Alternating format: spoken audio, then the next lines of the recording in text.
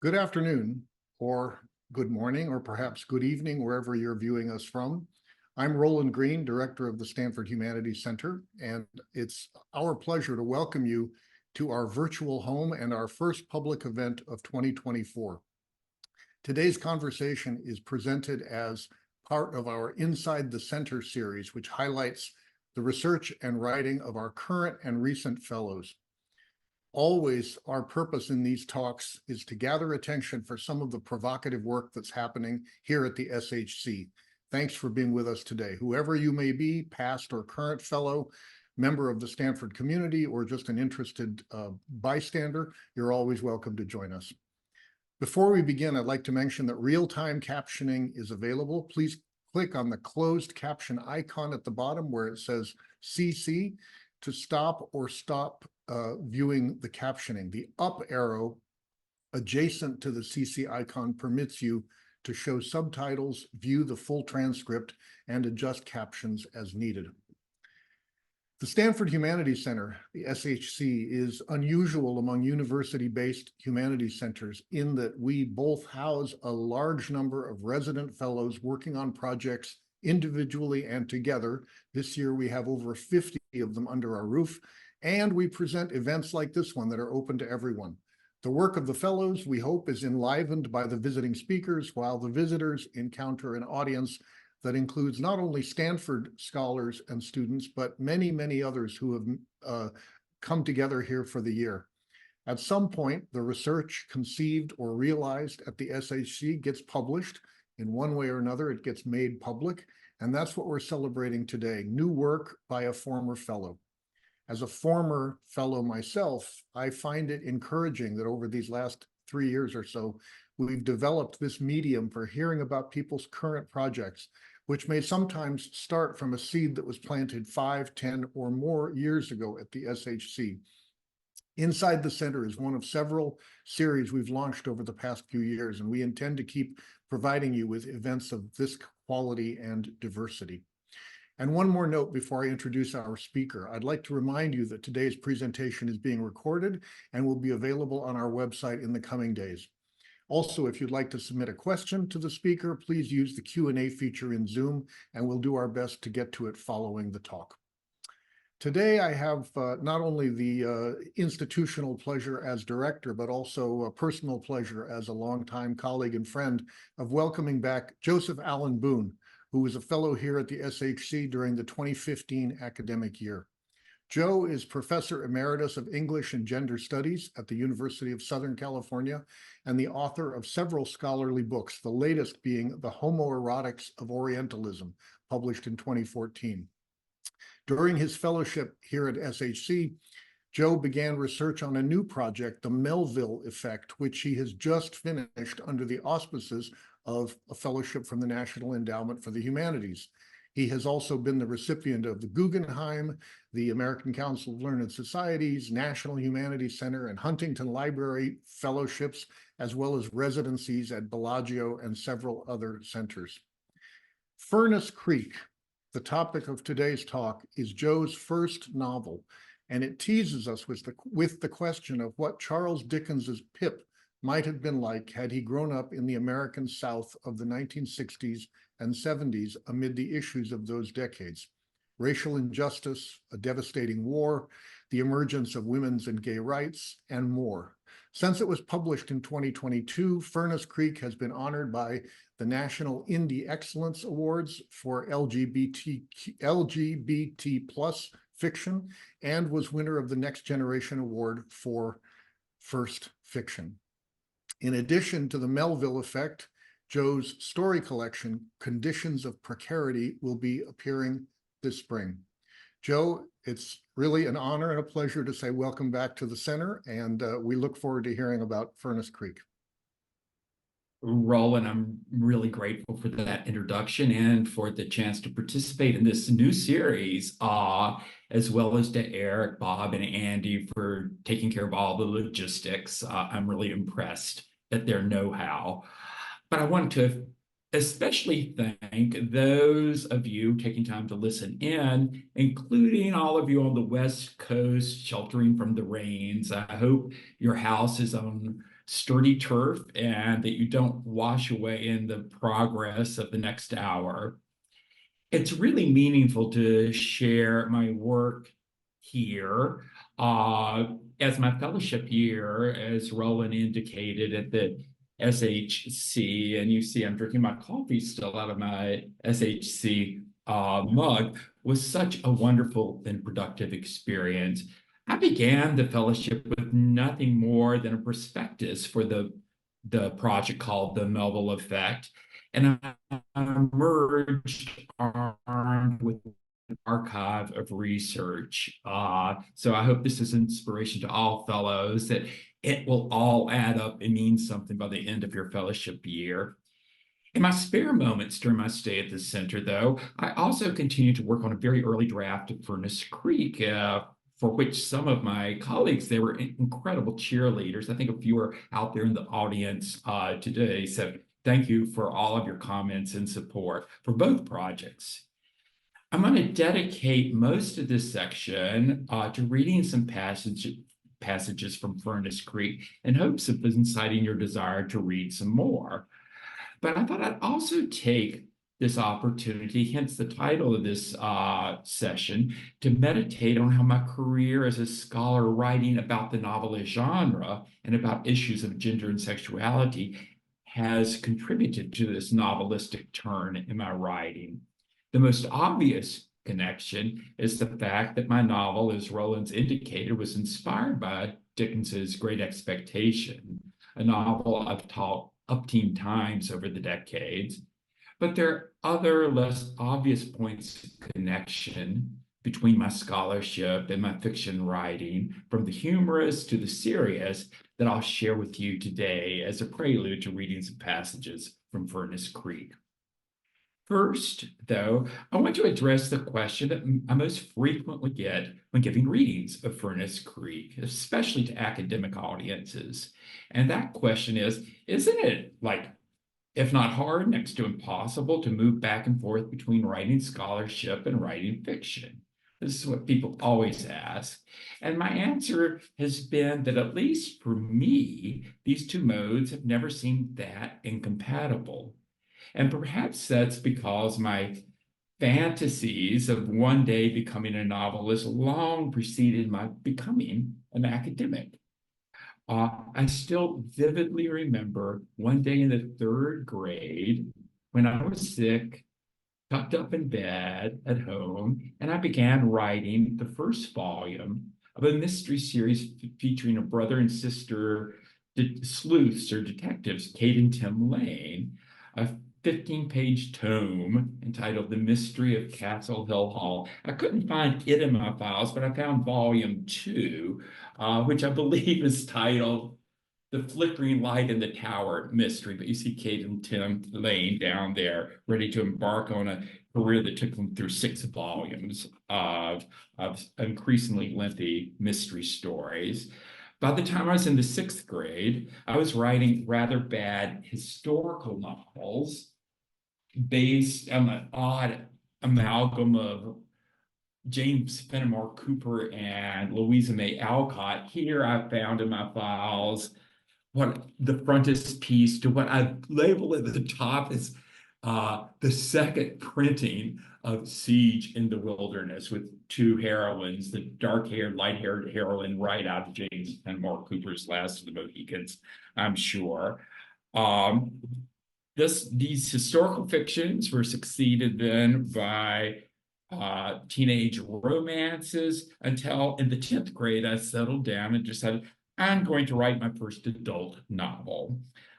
Now another vivid memory springs to mind. Sitting at the desk in my bedroom, like I said, I was in the 10th grade, about 70 pages into this adult novel, when I found myself stuck trying to switch from close third person, following my protagonist, to a more universal general omniscience. And I just couldn't make the switch. I found myself caught in the close third person. And I remember thinking, I might not be cut out for this. I might not be a great novelist after all. Now, at that moment, and here's the significant part for this little narration, I looked up over my desk and there was a calendar whose illustration for the month above the dates, I think it was the month of February, that because there was snow in the illustration, was an aerial shot of the University of Virginia. And, an incredibly beautiful campus designed by Thomas Jefferson. So I immediately thought, and I remember this as clear as day, well, if I can't hack it as a novelist, I guess I'll just become a professor of English literature and teach at UVA. And the professor is exactly what I became of English, albeit not at UVA. Although, in irony of ironies, one of my one of my interviews, my first year on the job market was at UVA. Now, even though I did set aside my dream of becoming a novelist for decades and became a scholar instead, I'd like to suggest that there are traces of the imaginative writer that I wanted to be in each of my scholarly books. And I'm going to share some of the moments where, in hindsight, looking back at my scholarship, I catch the wishful imaginative writer making his presence known. The first such moment involves my first book, Tradition, Counter-Tradition, Love in the Form of Fiction. I'll share its opening epigraphs because they anticipate its arguments. One quotes from Rhoda Nunn, the unmarried protagonist of George Gissing's The Odd Women. I think that was published in 1899, who's complaining about the stronghold that novelistic representations of falling in love have on society. Rhoda complains, this is what I quote, "If every novelist could be strangled and thrown into the sea, we should have some chance of reforming women. Not one married pair in 10,000 have felt for each other as 2 or 3 couples do in every novel." And counterpoise to this, I quote Henry James in my second epigraph, where he praises the novel genre for its ability to do, and here I quote, simply everything. Its plasticity, its elasticity are infinite. So on one hand, you have Rhoda complaining about the stronghold of the conventional love plot. Then you have James saying in a very Locke'enian way, this genre can do anything. The first goal of my project here in Tradition, Counter-Tradition then was to shed light on what Rhoda identifies as the stranglehold of literary convention and sexual ideology via the traditional marriage plot in the novel, from the Anglo-American novel's beginnings in the early 1700s all the way through the 1920s. But my second and more important goal, as my title Tradition, Counter-Tradition reveals, was to show at work a simultaneous counter-tradition in the history of the novel, attempting to undo the traditional love plot by tapping into what James identifies as the genre's elasticity, its original and radical impulse to subvert older forms and norms. Now, revving up to write the first words of the dissertation that then became this book, I decided, after having used these epigraphs, that I should live up to my counter-traditional claims by opening with deliberately non-academic, more imaginative prose, employing lyrical language and metaphor in a series of sentence fragments nonetheless, to evoke the evolving novel form as a thief stealing from all available sources before emerging as the beggar king of modern genres.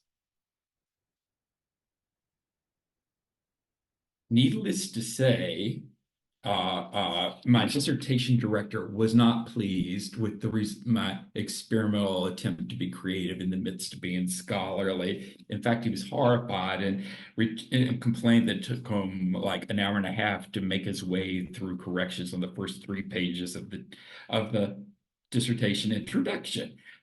So I dutifully recast everything in scholarly language and let it go until years later I found myself converting the dissertation into the book. At this point, I decided I'd take my revenge, albeit in a small way, by smuggling a smidgen of this original attempt at creative description or expression back into the book's introduction. Albeit not the very first paragraph. I waited till page 3, and not in incomplete sentences. Now I use subject and verbs religiously. And here's what I wrote, bottom of page 3. It is scarcely an exaggeration to visualize the formative English language novel as a plebeian and somewhat scurrilous feat, bit pieces from every established genre, freely violating the boundaries hitherto separating literary and non-literary modes of discourse, ignoring distinctions between high and popular style or subject matter, all in order to emerge in the motley guise of a self-sufficient literary form, the novel. If on one hand, the 18th century literati tended to scoff at the beggarly and disheveled appearance of this newborn genre, you see my use of metaphor there, the rising middle-class reading public, hungry for a literature of its own, quickly adopted the homeless vagabond as its personal possession. The new novel form alone provided a mode of discourse expansive enough to contain the visions, hopes, ideals, and fantasies of individualist capitalism and bourgeois morality. Its stolen rags, thus transformed over time into showy robes, this beggar king of genre must laugh over its original distractors, becoming the most widely read literary mode of the Victorian and our era. Now, in my second book, Libidinal Currents, Sexuality and the Shaping of Modernism, there's the cover, I traded the vectors of love in the marriage plot for those of sexuality and modernist experimental form.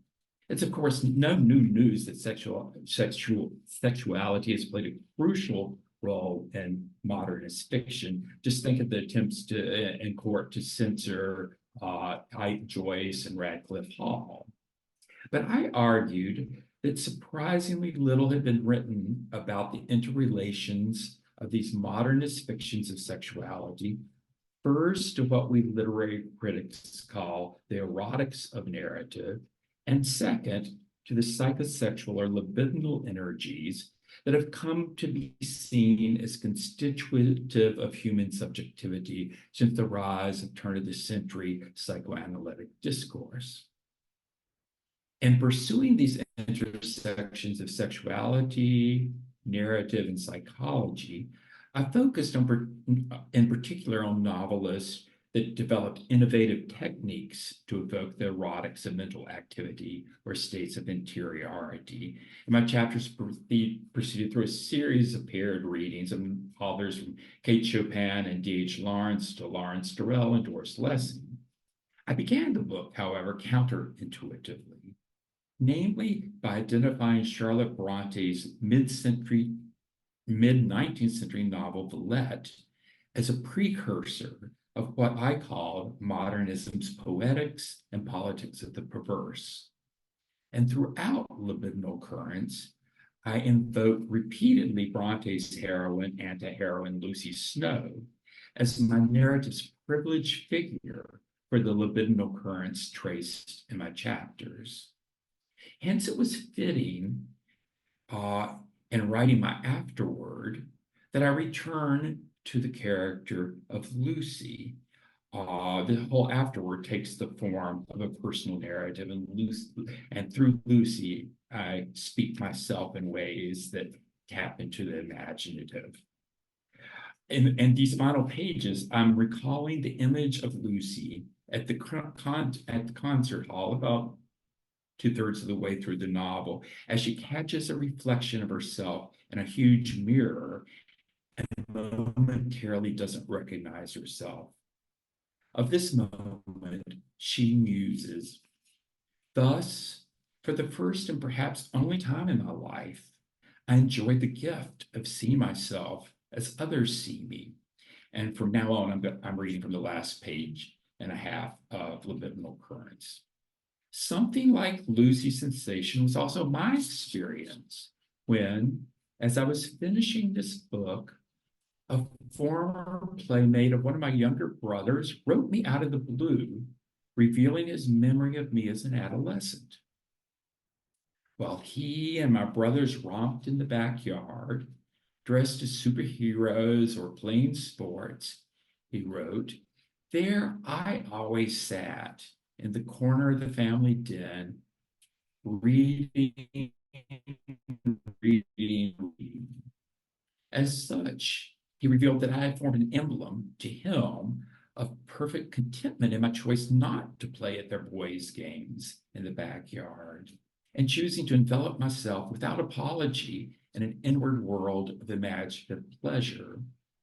Now, needless to say, in this same letter, the writer came out as gay, sensing in me an unspoken affinity, even as the 8-year-old child that he then was. Reading my brother's letter, I had the uncanny sensation, like Lucy Snow, of suddenly catching a hitherto hidden glimpse of my younger self, as seen from the outside, existing forever as a memory in a virtual stranger's imagination. More uncanny still is the fact that the 15-year-old boy so immersed in his reading is very much the person I have become as an adult, the professor who reads in order to write about reading. And as I thought more about the seeming contentment and containment of this younger version of myself, absorbed in reading his novel, I found myself returning to Jessica Benjamin's theory of the twin components, separation and connection, essential to all successful adult individuation. I had the sensation that I was witnessing in this returned image of myself something very similar to what Benjamin describes, the emergence of an autonomous subject. On the one level, the image bespoke a fully differentiated self whose successful separation from the world of otherness was manifest in his contented retreat into the interior life of imaginative pleasure as he sat turning page after page. On another level, the same image revealed the paradox of psychic individuation. For here was a subject who, in the very act of reading, was enacting the search for recognition and connection equally necessary to autonomous identity, a subject looking for confirmation of his existence in the mirror of the other provided by the open pages of the book.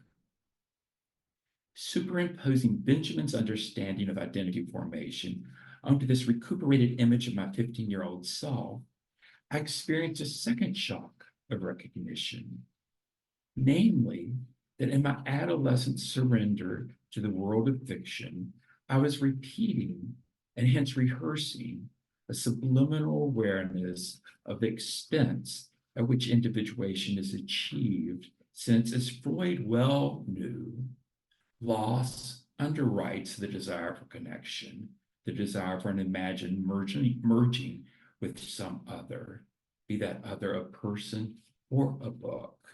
Now, at this point, I'm breaking script a little bit. I go into Freud's explanation of the infant's game of Fort Dog, which I imagine most of you have heard of, where the I think 2-year-old child throws a ball attached to a string out of his crib, crying out "Fort" or "gone," and then he pulls the string back, making the ball reappear and saying "Da, here." And this recuperation or mastery of what is lost, the ball, Freud also sees the origin of all narrative. Something has disappeared, narrative complication, then it is found, narrative resolution. Now I'm returning to my last paragraph of libidinal occurrence. So there I sit in what is now a recovered, but also a shared memory, reading, no doubt, a love story, perhaps at not too far a stretch of the imagination, reading Villette, since my first copy of the novel is dated to the same years as memory, reading as a substitute for relating to the outside world, yet at the same time also reading as a psychic exercise and bridging the gap between self and other, and learning the terms and penalties of desire by giving myself entirely over to an imaginative world of narrative pleasures in which the exercise of empathetic identification with purely fictional beings creates the desire, continually deferred but nonetheless real, to overpass to love and a perfect union, not of subject and object, but rather of subject and subject. What's this nexus of desires and investments, personal and professional, mean in the end?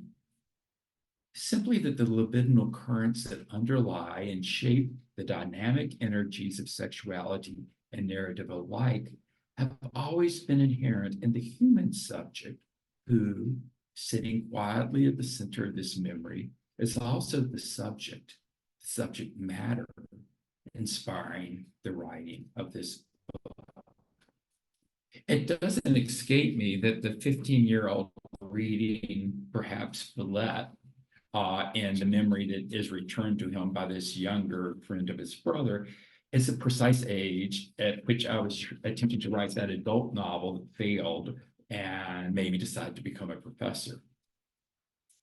If libidinal currents focused on sexuality in general, I most fully engaged queer theory and sexuality in my third book, The Homoerotics of Orientalism, which investigates the specter of male same-sexuality haunting many Westerners' fantasies and fears of the Middle East over a period of some 450 years.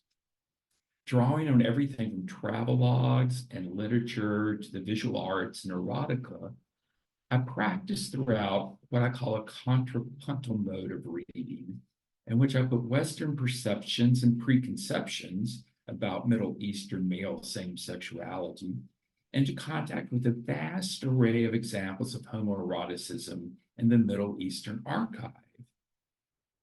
In fact, as my research revealed, many of these Middle Eastern representations have often historically pre-existed, framed, and shaped those Western accounts of difference, rather than a one-directional projection of Western fantasies and fears onto a designated other. My project uncovered a history of ongoing cross-cultural exchanges to uncover and give voice to these otherwise subterranean multidirectional flows. I proposed that we need to be more supple in our critical methods, opening ourselves up to what exists between the written lines, in effect, becoming a creative writer as well as a critic. Here's how I'll put it in my introduction.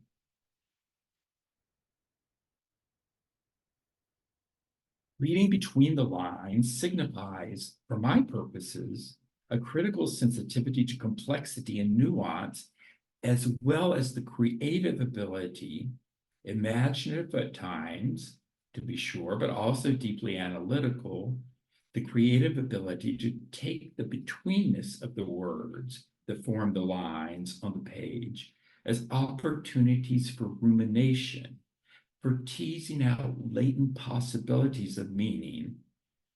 The kind of closely felt reading I have in mind opens one up to surprise, the foreseen, the unforeseen, and discovery. It heightens the imaginative curiosity, the ability to make surprising connections that underlies lasting scholarship.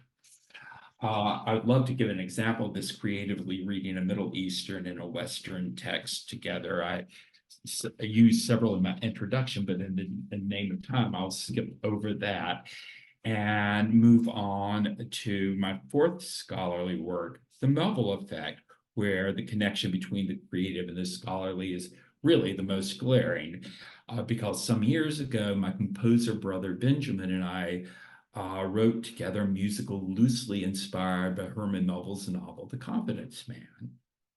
That venture made me wonder in turn, are there other 21st century artists channeling, adapting, or otherwise engaging the spirit of Melville? And it's the astonishing number of re-envisionings that I did then began to uncover finding them in all genres, cross media, particularly in multimedia formats, that became the inception of the Melville Effect. So clearly, doing the creative project inspired the scholarly one. So, writing the libretto for The Con Man was my first foray back into the realm of fictional or creative writing, which has culminated at long last in my first, but I promise not my last novel, Furnace Creek. I do trust that those many decades of focusing on scholarship about the novel and narrative theory have paid off, yielding a novel much superior to anything I might have written fresh out of high school or college. It was my many years of teaching Great Expectations, after all, that inspired me to wonder what Dickens' Pip might have been like had he grown up a proto-queer youth in the American South of the 1960s and 70s that Roland's already described to you. That was part of the inception of Furnace Creek. More of its origin stories I'd be happy to answer in the question and answer. Now, I'm going to read from Furnace Creek two short passages that focus on pivotal threshold moments in the protagonist's voyage of sexual self-discovery. In the first, he's ostensibly alone. In the second, he's in the presence not of one, but two objects of desire, each of the events that seem to be based on pleasure yield in a way to a kind of trauma. If you've read Great Expectations now, just to set things up, you'll remember that Pip's about 6. And the first chapter opens in that famous graveyard scene where he's looking at his parents and his siblings' tombstones. It's a cold Christmas Eve. And the boy Pip is just coming into his sense of his place and the sort of threatening otherness of an alien world out there surrounding him on the windswept, cold, bleak moors. A world that is threatening to engulf his sense of self, his very Pipness, when he's accosted by the escaped criminal Magwitch, who literally turns his world upside down and rewrites the course of the boy's great or not so great expectations. Now, my protagonist is named Newt rather than Pip. He's 13 rather than 6, which means he's a lot more overtly beset by hormonal turbulence than the Victorian Pip was ever able to, or Dickens was ever able to express for Pip. The date is 1965. Rather than Christmas Eve, the occasion is the 4th of July, that all-American holiday. And the location is rural Virginia.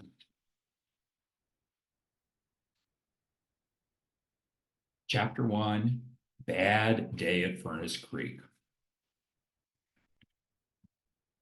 For years, I didn't realize why it was called Furnace Creek, even though I've been uncovering bullets in the vicinity ever since I was old enough to explore the creek on my own.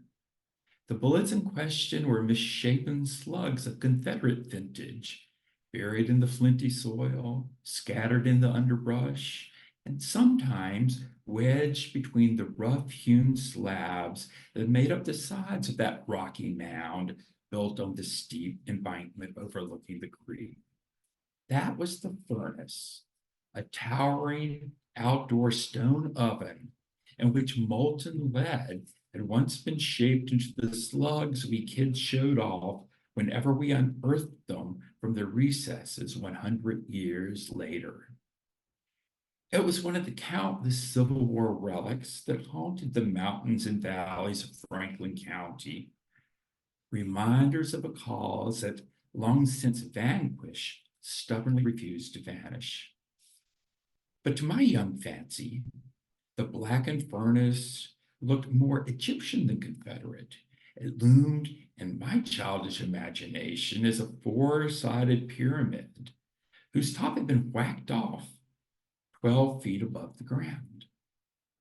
And whacking off was the fine art I learned there the summer of 1965, lying prone on those grim stones as Furnace Creek, taking its name from this landmark, churned and chortled through the forested landscape surrounding my perch.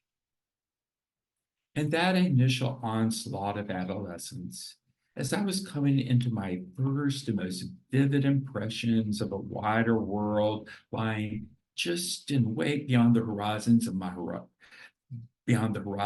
vision, I had found a haven for my solitary vice, so recently learned and so eagerly cultivated on top of that old relic, stretched out on its summit and hidden behind its shroud of greenery, visible only to unquiet jays hopping from branch to branch overhead. I found a refuge from the domestic surveillance that attended every creaking bed spring or locked bathroom door in my parents' well-regulated house. Here, dappled in sunlight that purified the act, whose pleasure even then was obscurely related to the guilty suspicion that I ought not to be doing what I so obviously wanted to do, I learned to bring myself to delirium with strokes as sinuous as those summer days were long. How vividly I still remember the day I first came into a sense of my place in the world. That is, my place is something more culpable than a 13-year-old boy whose greatest misdeed to date had been neglecting his nightly prayers. I was lying atop the furnace on that particularly blazing and humid July afternoon, shirtless and an elastic waistband of my shorts pushed to my knees.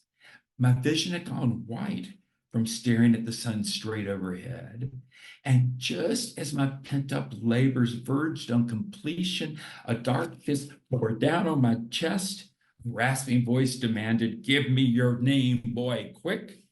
And my world turned upside down. Before I had time to react to the strong fingers pinioning me in place, the interloper climbed higher up the mound till she, for now I saw it was a she, a powerfully built woman, sweating even more mightily than myself, loomed over me, eclipsing the overhead sun. "You're the seaward boy. I know you." At the instant she identified me, I recognized her, Zithra Jackson Brown, the next door help to last year. "Well, I'll be Baba Jesus," she said, and I didn't think I was imagining the gloating sound in her voice, broken by wheezing gasps as she tried to catch her breath. "Here, I'm looking for a place to squirrel away, and what do I find? Newt Seward the deacon's boy, abusing himself like he ain't never heard tell the wages of sin. It'd be a pity, Lord, your soul, if word got out on how you've been wasting your seed." I was too terrified to reply. As her free hand ground my shoulder blade into the sharp rock surface, Zithra Jackson Brown smiled a gold tooth-capped smile, and a beam of calculation lit her knowing eyes. That's when I noticed the words stamped above the breast pocket of her garment, County Correctional Center for Women.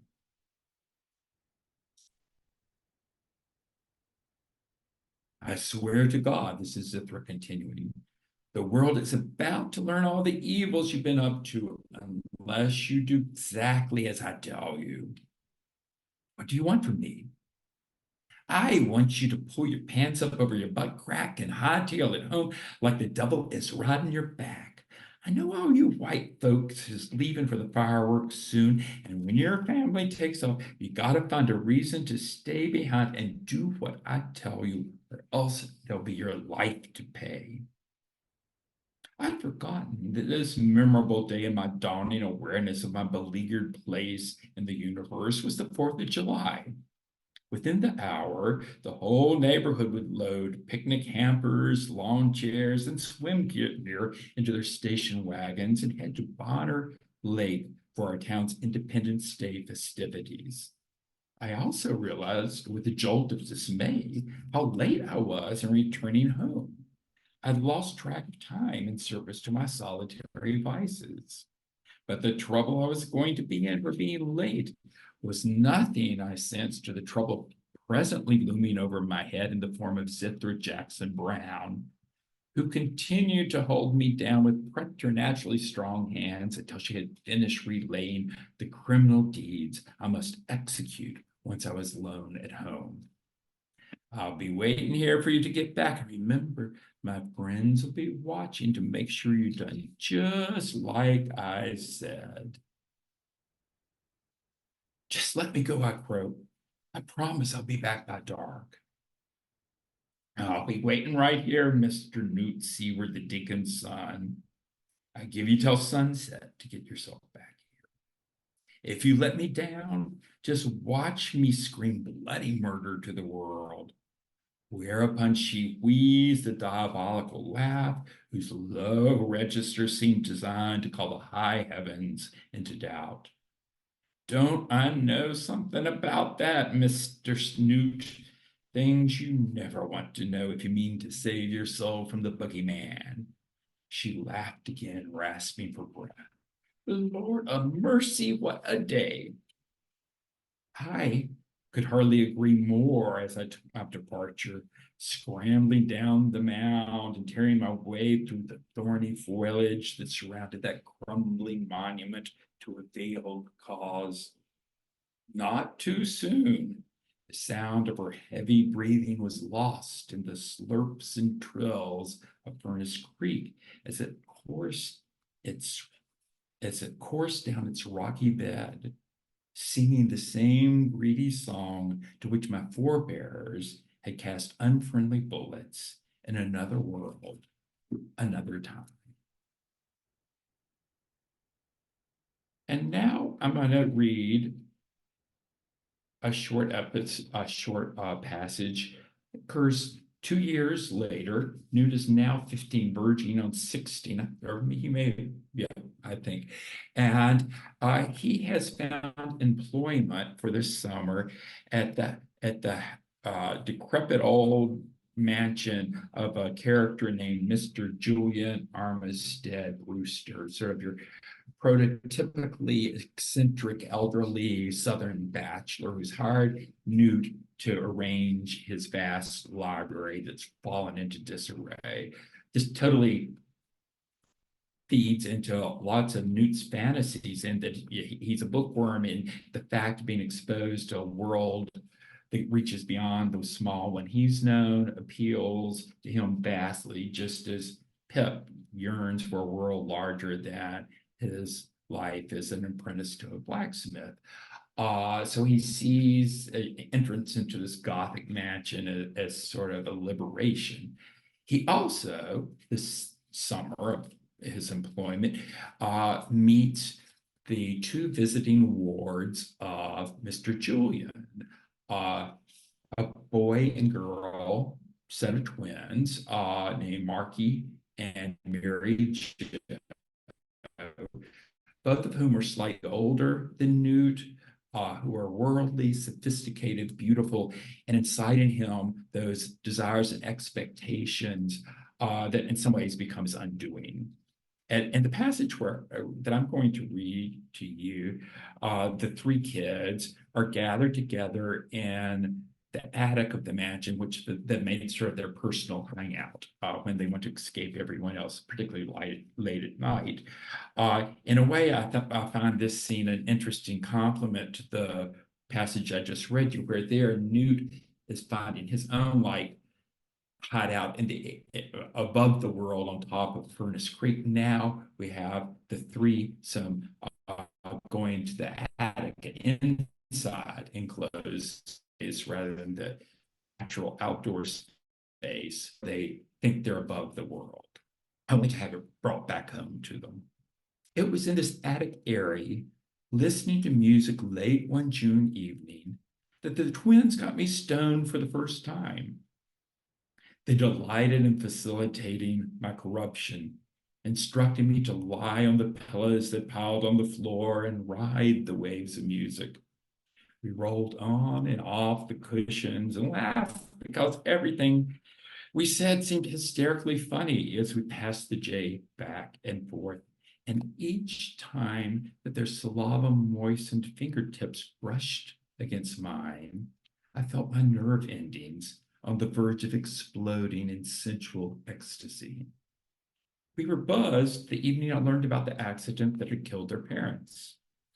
We were listening to an old Elvis Presley album when Marky remarked, out of nowhere, that the song Good Luck Charm had been playing on the car radio the afternoon Mr. Sumner, that's his father, driving the family car to their summer home on the Cape, slammed the brakes to avoid a Jeep that had charged through an approaching intersection.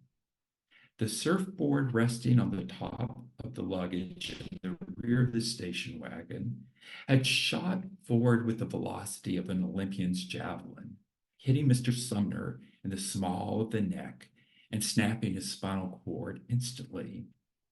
11-year-old Marky, who'd been seated behind his dad, had just lowered his head to Mary Jo's lap to doze, else the board might have bludgeoned the top of his head instead of lodging in his father's knee. The car careened into a telephone pole, and Mrs. Sumner's body had sailed through the shattered windshield like a frightened pigeon taking flight.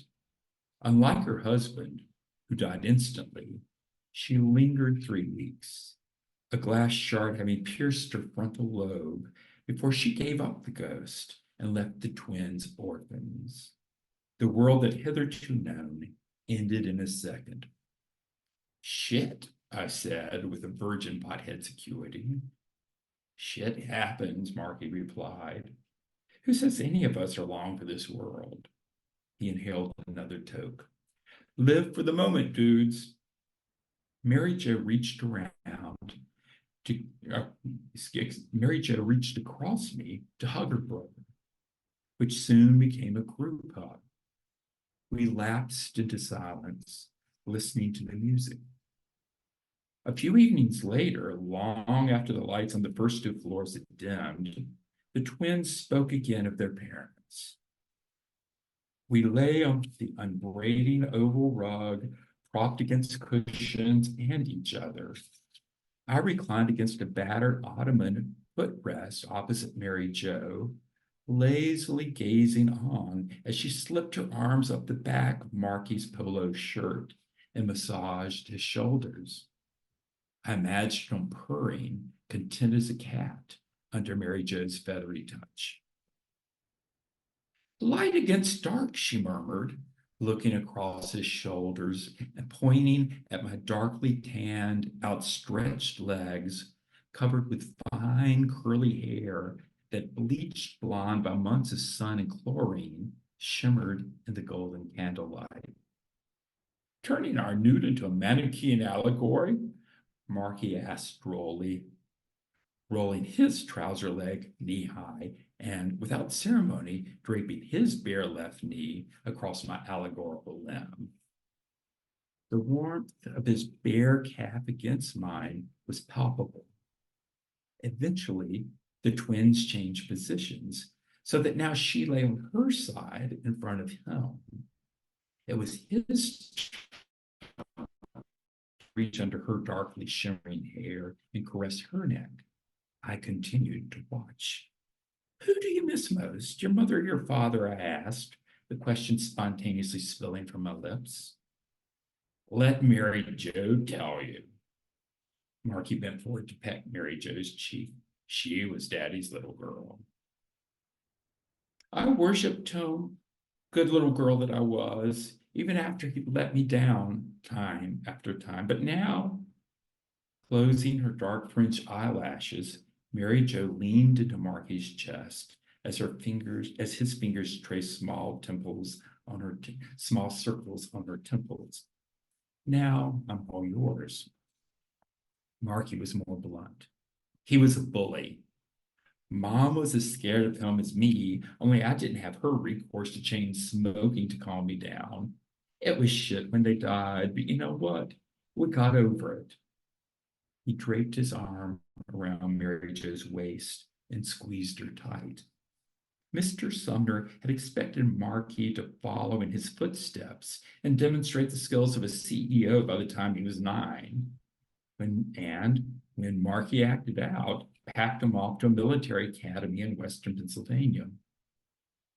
Mr. Sumner had indeed doted on his only daughter when he deigned to take the time, doing so in a haphazard fashion that left Mary Jo feeling she'd done something wrong when he disappeared into his work, or as the twins learned later, into the series of extramarital affairs that fed their mother's increasingly shrill admonitions to her uncomprehending daughter to beware the evils of men.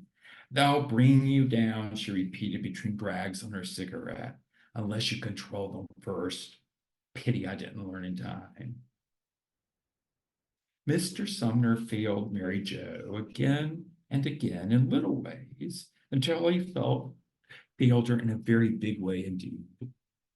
The November before the car accident had promised to pick Mary Jo up from ballet lessons on his way home from the office.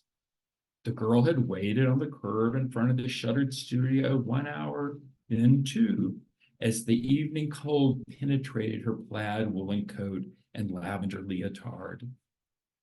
When a shiny black car had finally approached, so much like her father's Lincoln that she yearned with all her heart to believe it was, she disobeyed the one instruction drilled into every child since infancy: don't talk to strangers.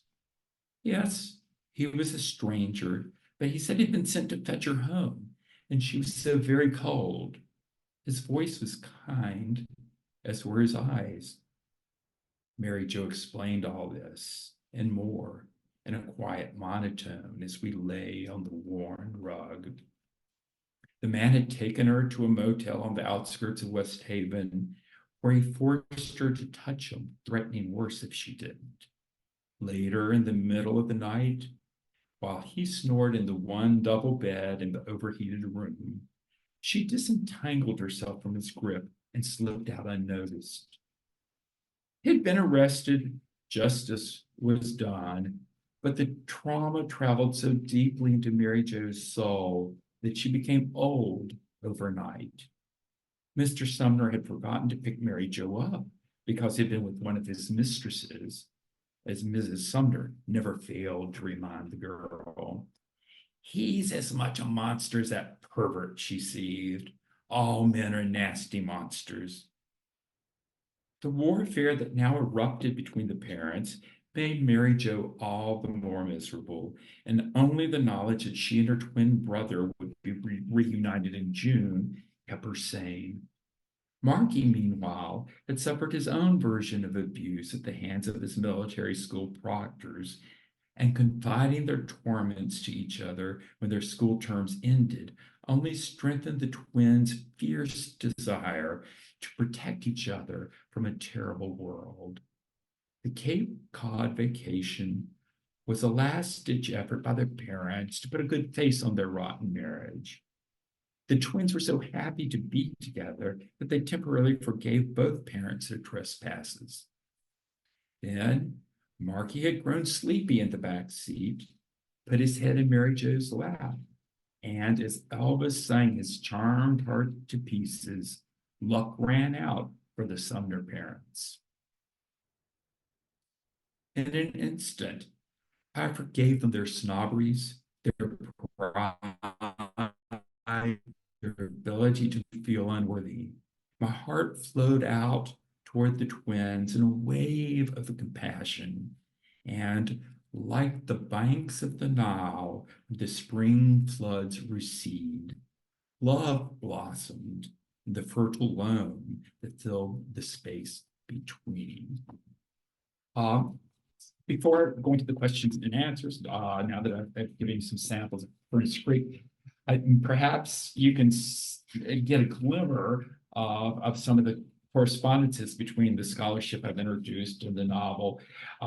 After all, in that little riff in tradition, counter tradition about the novel as a thief, and Barr reflects my own practice and scavenging Dickens from Dickens to create my own novel. And I do attempt to sort of write into Furnace Creek my own counter traditional plot where traditional romance does not become a thing of the order of the day. In those closing ruminations, the personal ruminations at the end of liminal currents, where I'm relaying the experience of reading that letter, returning an earlier version of myself to myself. I address sort of that whole gap between self and other, and all those libidinal energies fueling narrative desire, all of which I think we can see in that first scene, some ways played out where Newt confronts otherness in the form of the terrifying unknown, just at the moment that he's verging on an autoerotic fulfillment that then's truncated and therefore sort of impels the narrative desire that keeps the rest of the text in motion. As for the sort of variants of queer sexuality that I explore in Homoerotics of Orientalism, maybe the relationship to the fiction is a little more tangential, but there is a way I think that American, larger US culture sometimes orientalizes the American South as its own exotic other in ways that are comparable to the kinds of Orientalism that I talk about in the Homoerotics of Orientalism. And of course, the variants in sexual desire that I show don't follow a neat, straight gay template in that book very much are like the inchoate desires that are troubling Newt as he comes of age. But enough now. We'll say thank you for listening. And Roland, would you like to open the floor up to questions? I would. Thank you, Joe. Hearing you read some of those passages, bring them to life, was worth the price of admission, let me tell you. It's one thing to read them on the page, but I just love your oral rendition of some of these passages. Thank you so much. We have some time for conversation now, and we have some questions coming in from our audience. It looks like people are joining us we have 40-ish people in the audience right now, and you are coming from around the country as well as from several other countries.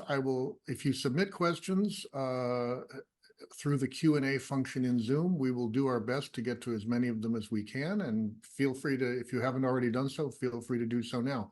Joe, let me begin with a question that I'm sure several people would like you to pick up on, which is, you mentioned in passing that your inspiration for Furnace Creek might be tied to your teaching. Now, in your academic career, you were a renowned teacher, and you and I were in the same department at the beginning of our careers. I witnessed your teaching, almost firsthand. And I always used to think, I'll never be a teacher as good as this guy. And then, we went elsewhere, and you continued your career for a number of years at USC. I'm sure many of us would love to hear something about how does a book like this emerge out of teaching? And you mentioned that it's a very different book than you would have written had you done it some years earlier, say after college or something, presumably without the teaching career in between. What do you think makes the difference there for the genesis of a book like this? Oh, first of all, I must say, Roland, because you mentioned that we were junior colleagues together. There's the second short story in the short story collection, Conditions of Precarity, that's coming out in a couple months, is all about 34 Oh, Kirkland no. Street and its relationship to what was it called? The main senior faculty Warren place. House. Warren House. Yeah, we weren't allowed to venture except under Warren House. duress. Yeah. Yeah. So you'll look forward to that. You'll recognize a lot. But Can't wait. I mean, there's a real direct link actually that even goes beyond, say, my years of training in narrative theory and narrative desire and thinking about what makes a novel tick, which have all, I think, helped make this a much more mature book than it would have been otherwise. But it's the actual circumstances of what I was teaching back to back in two different classes that inspired this novel. Just a little bit of backstory before we get to the classroom, which was it was the occasion of my parents' 50th wedding anniversary. So we boys took them back to the rural part of Virginia where they met each other. And that includes a town on which my Rocky Hill is based and where I was born and left when I was 6 years old. And I remembered as a kid playing by Furnace Creek and that big pile of rocks that was the furnace, and thinking nothing about its Civil War links. And so we went back and we found it. It's now sort of been tidied up, so it's not exactly like a wilderness around it like it was when we'd play there as kids. But I was just struck, this however many decades later, by the fact that in my childhood, this was a place, this was Edenic. This is, playing out in nature. And now I'm realizing this is a place that made bullets that fueled this, terrible conflict. And it was based on notions of racial superiority and inferiority. And I thought, gosh, this is a haunted site. And what a perfect setting for a fiction sometime, if I could ever come up with it. Okay, so 2 days later, I'm back in the classroom at USC. And in one course, I'm teaching Zadie Smith's On Beauty, which is her re-envisioning of Howard's End. And so we're talking about adaptation and that sort of translation sort of process that she's doing so wonderfully in that novel. I go into my next class, and it's the survey class where it so happens we're just beginning Great Expectations. So we're doing a close reading of the first 3 pages, the graveyard scene. And I had this eureka moment right there of, oh my God, this is my graveyard. The graveyard in Great Expectation is its equivalent is that place where I played as a kid. And that, together with Zadie Smith's redoing of Forster, just made it click like that. What if, Pip or 20th century person born into the world I knew when I grew up? And so, without the classroom, the novel would have really never happened. Could it have been another novel, another coming of age story, if you happened to be teaching that? It could, yeah, it could have gone a totally different way. Yeah, but it's just those facts, because I've been wanting for a couple of years at least, and I'd finished chairing the department. So I felt like I'd jumped all the hoops. I'd done all the academic work. I'd done the con man, but I wanted to get back to writing fiction, but I didn't have a plot in mind. And what I needed to jumpstart me was actually having that template. It's not the best reason to write, but it was like, oh, now I know at least what would happen in the first 60 pages. There will be an equivalent of a Mag, which will be an equivalent of a Miss Havisham. There'll be an equivalent of Stella, and see what happens. And of course, even the biggest obstacle was learning when not to be Dickens and start writing my own story. But I needed that kick in the butt that came from, something that I knew well, like that. something that already existed that could, I imagine, be both a help and a hindrance in some ways. Exactly. Yeah. Yeah. A couple of questions that have come in from the audience. Any thoughts Okay. on resonances, accidental or intentional, between your work and the Horatio Alger novels? Well, I mean, the Horatio Alger novels are, it's that prototypical American growth story. I think there's a big difference in that, and this is where I am more Dickensian. Minute growth is not one of one success following another, which the British version would be the Dick Whittington story, the kid who becomes royal. Rather, he learns, rather like Pip, minute, that what he's placed his values on are precisely what is deterring him from the kind of maturity that will propel him into a healthier and more interesting life. So there's no bad ending either. I could get in a Horatio Alger coming of age story. There's not a bundle of riches, success, and the perfect love kind of thing. So I think in a way I'm working against that kind of formula. Besides the overall model of Great Expectations, as a historian of the novel, is there anybody else that you look to? For example, is there some fiction where you particularly admired the handling of dialogue, or something where you particularly modeled on, character or something? How much of it is Dickens and that novel, and how much of it is cadged from other places where you found perhaps more, a more atomized set of models, or did you at all? Oh, I would say yes, there are models, both conscious and unconscious. Obviously, there's a way for those who really know Great Expectations well, and this I wouldn't, you don't need this to, I hope, enjoy the novel, but I do attempt to channel kind of Dickensian lyricism. He has this wonderful way of making clauses flow out of each other and triads and things like that. I did want to be true to that in the way that he uses first person retrospective and things in a way that seems elegically appropriate to the subject matter. But there's a definite, more than a whiff of Wilkie Collins going on here, and sort of the exuberant I saw it. Yeah. I bring to the text. Yeah.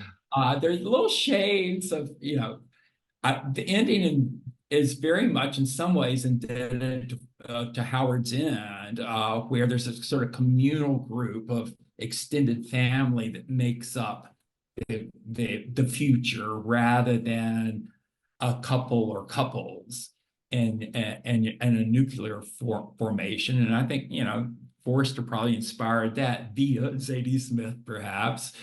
I admire, I mean, in a way, the novel is an homage to a kind of realism. It enjoys the pure narrative pleasure of storytelling in a way that I think some of our better 21st century writers are making popular once again. Ian McEwan is one among many. Sarah Waters, people who can play with genre and be totally postmodern, self-reflexive, but still are dedicated to a kind of realist enterprise. It's funny. I can't think of more influences directly, at least, on the way I conceive things in Fern's Creek. I'm quite surprised to discover that the novel I'm now finishing seems very Richard Rousseau-like. Someone brought this up to me who was listening to me read a couple of chapters, and they were saying, and that to me is totally flattering, because I love his way of sort of doing the folks getting into small lives and making them significant kind of thing. But the tone it's much more that kind of tone. So I don't know if that was a conscious influence or not, but just like what I said, the novel as genre is, a magpie stealing from this and that and the other. I don't think there's anything original in this under the sun, and that a good novelist borrows mightily and transforms in the process of imbibing all those influences. It's perhaps why I'm enjoying so much writing about Herman Melville, because he was, if anyone was a hybrid writer, stealing and taking from everything and every genre. He's a good example of that. Okay, another question out there? Yeah, let me ask you something about the challenges of writing in a Southern setting. So you mentioned in passing in the talk, you had a nice phrase for it, the way that fiction has orientalized the American South. And as a native Southerner writing in a Southern setting, you must have faced the challenge of trying to capture something and not fall into certain cliches and avoid, find your way among a lot of inherited conventions in the novel about the South. How did that figure in your process? Oh, that's a really great question. And it goes lots of directions. I mean, just on the thematic level, the real challenge was to deal with race relations be through to the 70s and yet be relevant now, nor veer into stereotypes. So, there one of the, I think, interesting Black characters, and Zithra becomes her own thing. I mean, that could become a cliche. The help from next door, who is the Magwitch figure, but she, the more you learn about her later on in the novel, because like Magwitch, she will reappear. But she, in some ways, is the master plotter, probably the most authorial figure in the whole novel. And it's she doesn't lapse like Magwitch into pathetic uh, love for Pip, but becomes sort of the power force who generates where the plot will go, in a way.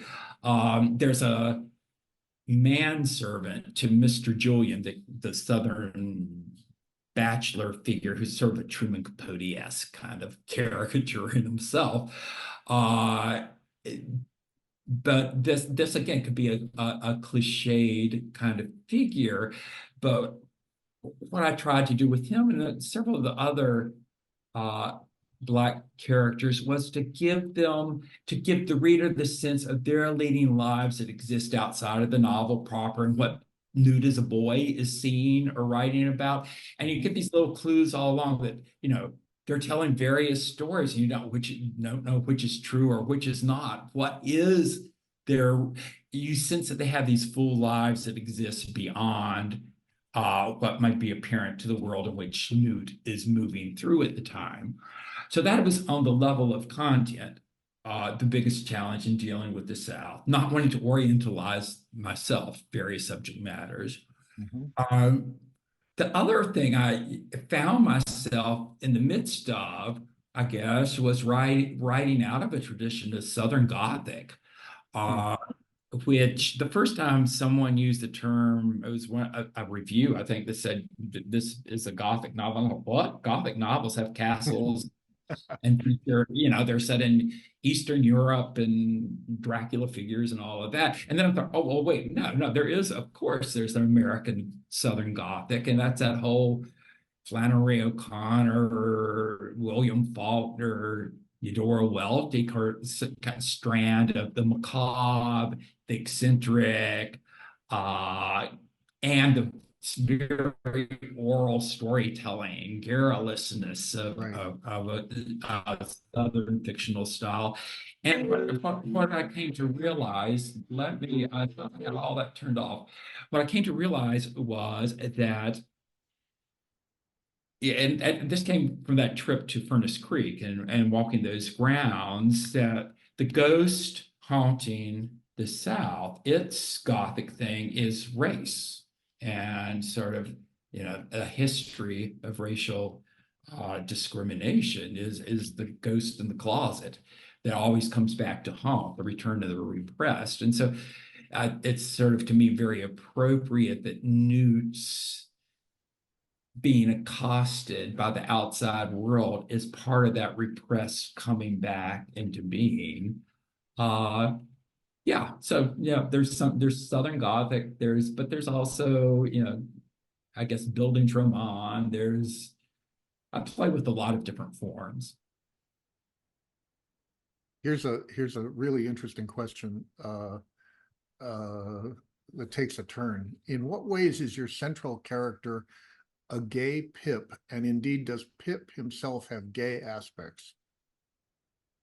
The person to ask this to would be Bill Cohen, who wrote that wonderful book on Dickens that sort of unveils the what Victorian prose hides the sexualities of so many of the Dickensian characters. I think he deals more with David Copperfield, as does Miller in his book, making him a sort of, in some ways, a living in a glass closet.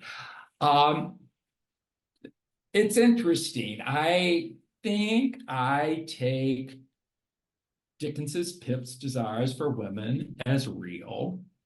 I mean, what will make one think that he is sort of unknown to himself, has gay tendencies, would be his idealization of women, putting them on pedestals, so that they're always impossible fantasies of desire, not real objects. And he does end up a bachelor. But Can I just interject one thing here as to pedant? Can I interject one thing pedantically, which is that Pip is, as you know, is named after Sir Philip Sidney, and the words "great expectations" are taken from Sidney's sonnet sequence about heterosexual unrequited love, Astrophel and Stella. Oh, okay. Well, that is new news to me. So thank you, Roland. I'll look it up after we sign off. Okay. Yeah. I've got another one, Joe. Here's from a former student of yours. Hi, Joe. I found the double occasion of the following reflection intriguing. Quote, some crimes, like some romances, don't have tidy endings. Sometimes we have to learn to live with the holes that our wounded pasts carve in us, building a life around those empty spaces, unquote.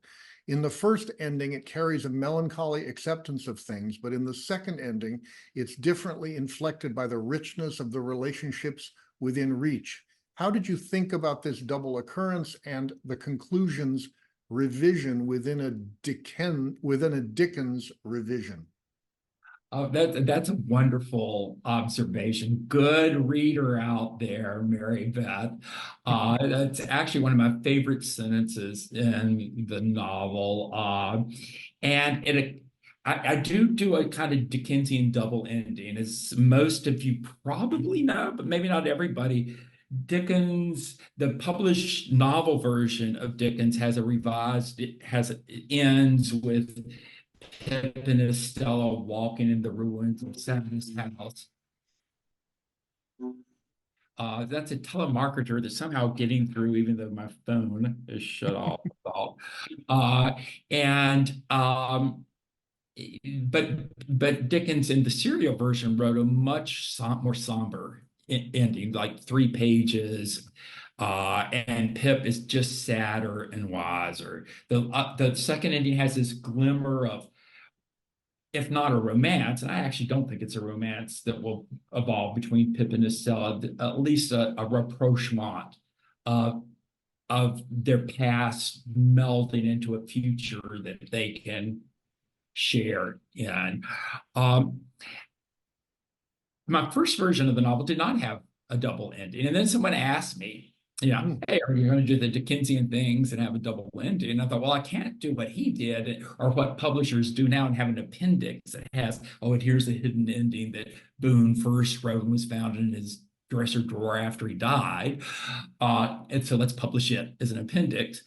And so I decided to do something much more John Fowlesian, like in The French Lieutenant's Woman, and offer kind of alternative endings that don't contradict each other in a way. And it all hinges on a journal in which my character Newt is writing in the very last moment we see him, where he could have been writing something that brings us to a sort of the first kind of Dickensian ending in the journal, and then he goes out and experiences what happens after that, or inversely, what happens after that could be what he is penning in his journal as his wish for sort of reconciliation with things.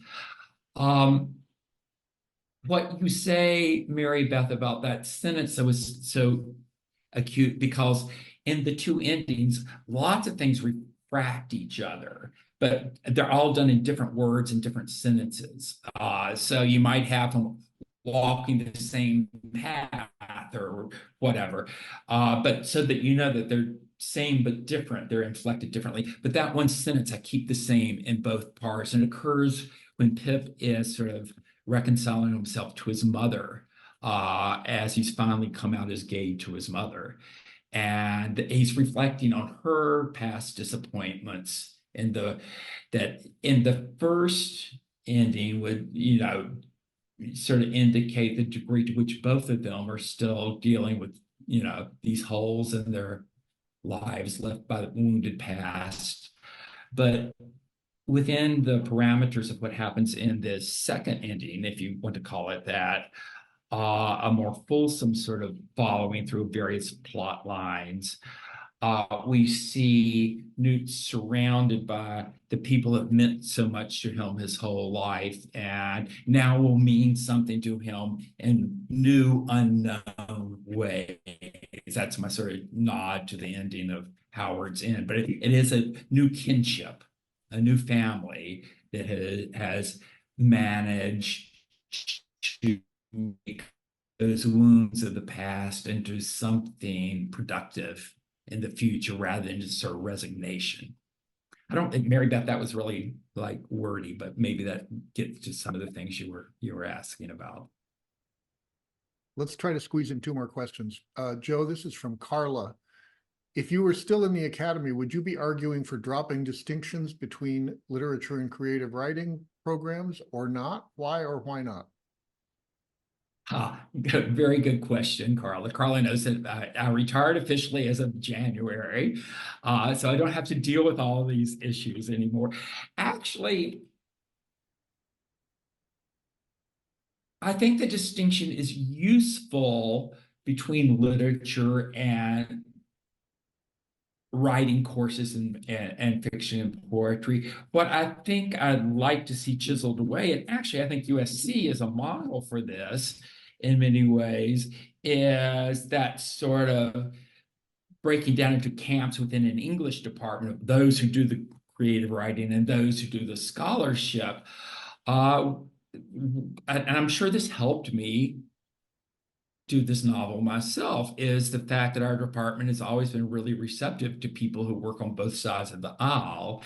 And it's certainly enriched our graduate students' training, both the students who come in to get a PhD simply in literature and the PhD students who are getting a double degree in creative writing and literature.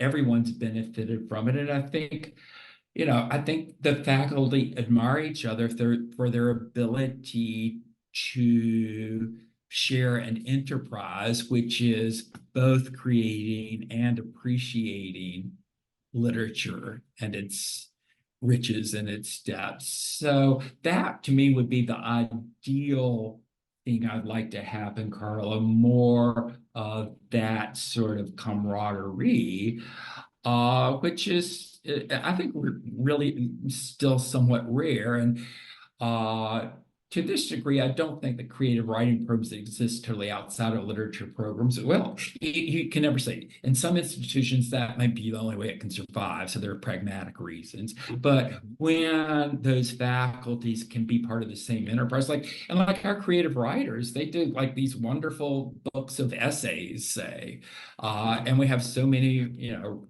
of our critical quote unquote team who have published multiple works of, in Tiffany's case, several volumes of poetry. In Viet Nguyen's famous case, you know, doing his scholarly work before becoming a Pulitzer Prize winning novelist.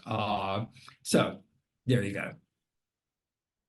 Last question, Joe. What are you working on now? What's next? Oh, okay. Well, like I said, the short story collection is done. The Melville Effect is off with readers. So everyone cross your fingers that makes it through and is out there in the world sooner than later. I'm actually finishing a novel now called Final Acts. This is my more Richard Rousseauian novel, where it's all about sort of, I would call it local theater sort of ventures.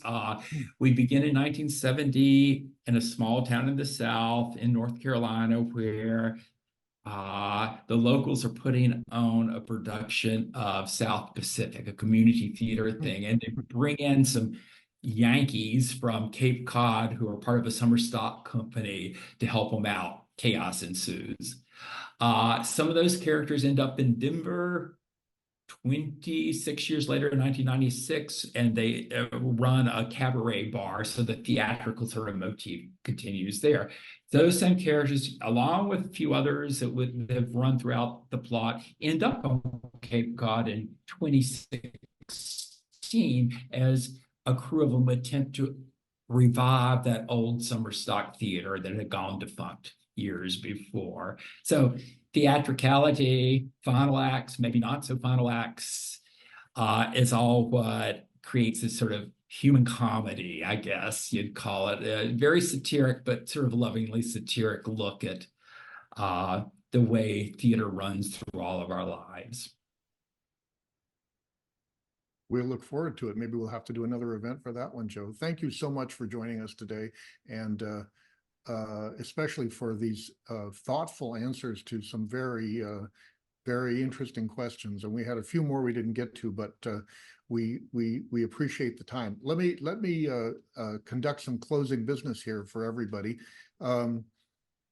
Everyone who registered for today's event was automatically entered into a drawing to receive one of 3 copies of Furnace Creek. And so I would like to announce the 3 winners. They are Carter Considine, Beth Meyerowitz, and Jenny Wang. We will be in touch with you shortly by email about getting the book to you.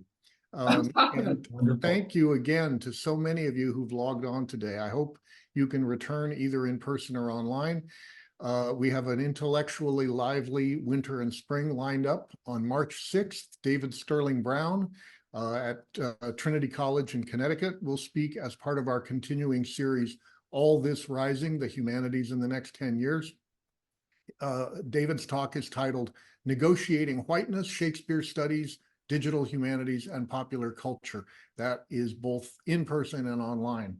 I also encourage you to mark April 23rd on your calendar for the Presidential Lecture in the Humanities and Arts. This is our big annual event, our biggest one at the center, and we look forward to welcoming a prominent voice in the humanities in the United Kingdom, the classicist Mary Beard, whose new book, Emperor of Rome, you've probably seen reviewed in the New York Times and elsewhere. Again, that's also a hybrid event, presented in person down the hall in Leventhal Hall and online. And details about all of these events and many more are available on our website, shc.stanford.edu. So Joe, thank you so much for being with us. Come back anytime. From all of us here at the Humanities Center to everyone in the audience, thank you for being with us today. We look forward to seeing you again throughout the rest of 2024. Until next time.